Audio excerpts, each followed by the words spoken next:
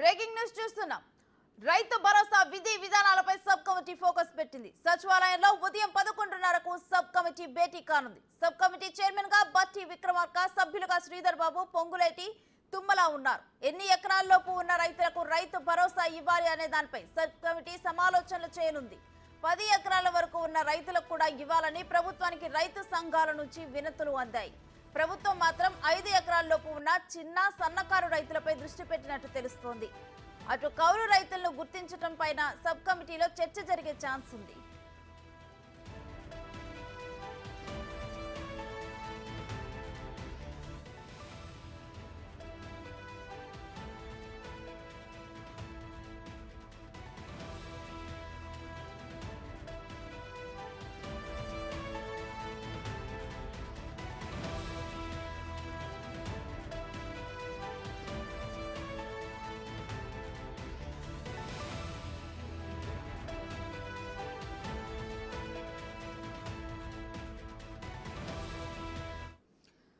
రైతు భరోసా విధి విధానాలపై sub committee focus పెట్టింది. సచివాలయంలో ఉదయం 11:30కు సబ్ కమిటీ భేటీ కానుంది. అయితే సబ్ కమిటీ చైర్మన్ గా బట్టి విక్రమార్క ఉన్నారు.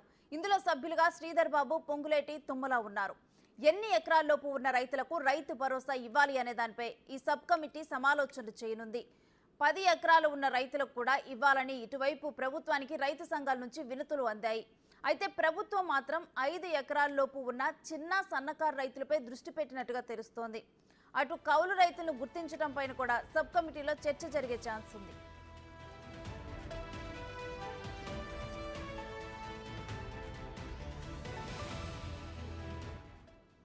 ఇక రైతు భరోసాకు సంబంధించి విధి విధానాలు ఖరారు చేయడానికైతే ఈరోజు భేటీ జరగబోతోంది. దీనికి సంబంధించి డీటెయిల్స్ ఏంటనేది కూడా డిప్యూటీ బ్యూరో చీఫ్ సాదిక్ని అడిగి తెలుసుకుందాం. సాదిక్, ఈరోజు ఈ భేటీలో రైతు భరోసా వర్తించడం మీద విధి విధానాల గురించి ఒక క్లారిటీ వచ్చే ఛాన్స్ ఉందా?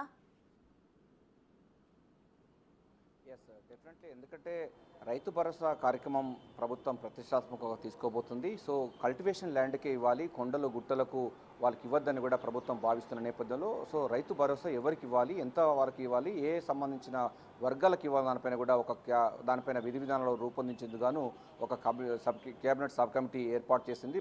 మల్లు బట్టి విక్రమార్క డిప్యూటీ సీఎం, శ్రీధర్ బాబు, పొంగులేటి శ్రీనివాసరెడ్డి, దీంతో పాటుగా వ్యవసాయ శాఖ మంత్రి తుమ్మల నాగేశ్వరరావు వీరితో కూడినటువంటి సబ్ కమిటీ ఏర్పాటు చేసింది. ఈ సబ్ కమిటీ ఈరోజు మొదటిసారిగా సమావేశం కాబోతుంది. ప్రధానంగా రాష్ట్ర వ్యాప్తంగా 5 ఎకరాల లోపు ఉన్నటువంటి రైతాంగరు దాదాపు 83% ఉన్నట్టుగా ప్రభుత్వాలు వర్గాలు చెప్తా ఉన్నాయి, వ్యవసాయ శాఖ అధికారులు చెప్తున్నారు. మరో మిగతా సంబంధించిన వాళ్ళు కూడా 10 ఎకరాల కంటే మించి ఉన్నటువంటి వాళ్ళు ఉన్నారు. సో ఎట్లా చేయాలి దానిపైన పూర్తి స్థాయిలో కూడా నివేదికలు రూపొందిస్తున్నారు. ప్రధానంగా రైతు భరోసా అన్నది కల్టివేషన్ చేస్తున్న రైతులకు మాత్రమే ఇవ్వాలని కూడా ప్రభుత్వం భావిస్తుంది. ఎవరైతే సేద్యం చేస్తున్నారో ఆ రైతులకు ఇవ్వాలి, వారి కోసమే కదా రైతు భరోసా అని కూడా ప్రభుత్వం భావిస్తున్న నేపథ్యంలో సో ఈ కమిటీ పూర్తి స్థాయిలో కూడా అధ్యయనం చేయబోతుంది. అందులో భాగంగా అధికారుల నుంచి వెళ్ళి పూర్తి స్థాయిలో నివేదికలు తెప్పించుకుంటారు. ఆ తర్వాత రైతు సంఘ నాయకులతో చర్చిస్తారు, తర్వాత రైతులతో కూడా నేరుగా చర్చిస్తారు. పూర్తి స్థాయిలో ఎవరికి రైతు భరోసా ఇవ్వాలి, ఎవరికి ఇవ్వకూడదు, ఏ ల్యాండ్కి ఇవ్వాలి, ఏ ల్యాండ్కి ఇవ్వకూడదు అనే దానిపైనతో పాటుగా మనకు కౌలు రైతులకు కూడా రైతు భరోసా ఇస్తామని కూడా కాంగ్రెస్ పార్టీ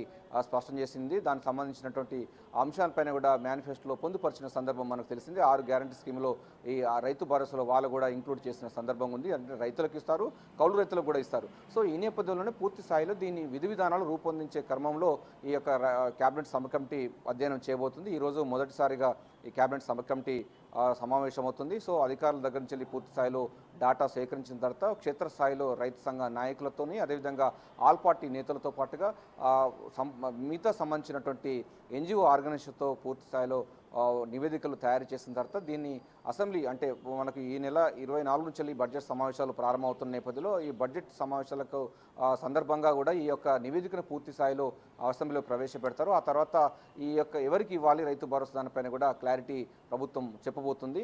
గత ప్రభుత్వాలు కూడా మనకు నాన్ కల్టివేషన్ ల్యాండ్స్కి రియల్ ఎస్టేట్ సంబంధించిన భూములకు అదేవిధంగా ఇతరత్ర కొండల గుట్టలకు సంబంధించినటువంటి భూములకు కూడా ఆ ప్రభుత్వ ధనాన్ని దోచిపెట్టింది. అటవీ సంబంధించిన భూములు కూడా కొంతమంది తమ పేర్లు తీసుకొని పట్టదారులుగా చేసుకొని దానికి కూడా ప్రభుత్వ ధనాన్ని దుర్వినియోగపరిచిందని కూడా ఆరోపణలు వెలువస్తున్నాయి. సో రైతాంగంచులు కూడా పూర్తి స్థాయిలో కూడా 5 ఎకరాల లోపు ఉన్న వాళ్ళకే రైతు భరోసా ఇవ్వాలి, పెట్టుబడి సహాయం ఇవ్వాలని కూడా డిమాండ్ వస్తున్న నేపథ్యంలో దీని స్థాయిలో పూర్తి స్థాయిలో అధ్యయనం చేసేందుకు గాను ఈ కేబినెట్ సబ్ కమిటీ ఏర్పాటు చేసింది. తొలుత అధికారులతో సమీక్ష చేసిన తర్వాత మిగతా క్షేత్రస్థాయిలో అధికారులతోని అదేవిధంగా ఎంఆర్ఓ ఆఫీస్ అంటే రెవెన్యూ అధికారులతో పాటుగా రైతులకు, రైతు సంఘ నాయకులకు నేరుగా మాట్లాడిన తర్వాత వారికి ఒక నివేదిక తయారు చేసి ఆ నివేదిక ప్రకారంగా ప్రభుత్వానికి అందజేసినారు. ప్రభుత్వం ఎటువంటి నిర్ణయం తీసుకుంటే ఈ నిర్ణయం అంటే కేబినెట్ సబ్ కమిటీ ఇచ్చినటువంటి నివేదికను అసెంబ్లీలో డిస్కస్ పెట్టిన తర్వాత రైతు భరోసా కార్యక్రమం ప్రభుత్వం చేపట్టే అవకాశాలు కనబడుతున్నాయి. Vote thank you Sadiq.